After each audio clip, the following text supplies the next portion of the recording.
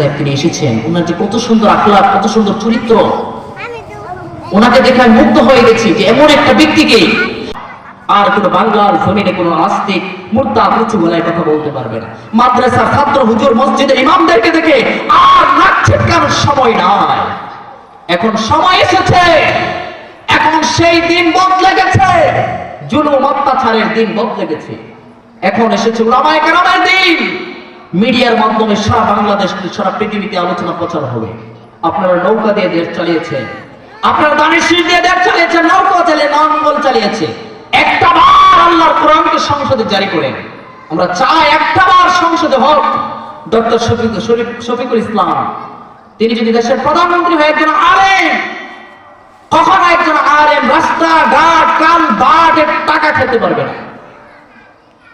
Chairman মেম্বাররা তো বাথরুমের কমাটটা পর্যন্ত খেয়ে ফেলে, টাকাগুলি খেয়ে ফেলে, রাস্তাঘাট খেয়ে ফেলে।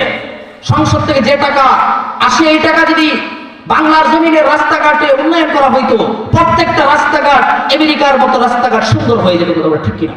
এই জন্যে এই কথাটি সারা বাংলাদেশে, সারা পৃথিবীতে ছড়ে যাবে।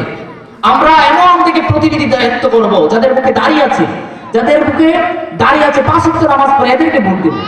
চোর বাটপার টাকা এদেরকে ভোট দিব না। আমরা প্রতিজ্ঞা করি যে একজন আলেমকে আমরা প্রতিনিধি করব। আল্লাহ তাআলা আমাদের সকলকেই আলেমদের সঙ্গে পক্ষে থাকার তৌফিক দান করুন, আমিন। মামুনুল হক সাহেবকে গুলশানের ভিতরে যে নির্যাতন করা হয়েছে, ওই সমস্ত নাস্তিকদেরকে ছাঁটাই করে করে বাংলাদেশ সরকার যেন তাদেরকে ফাঁসিতে ঝুলায়। বাংলার জমি আর কোন আলেম নির্যাতিত হবে না, আর কোন আলেম রং বামদের দেশে থাকবে না। স্বাধীন দেশ, স্বাধীন মতো কথা বলবে, স্বাধীন মতো এই দেশের ভেতরে চলবে। আল্লাহ তাআলা আমাদের সকলকেই আলেমদের সকলকে পক্ষে থাকার তৌফিক দান করুন, আমিন।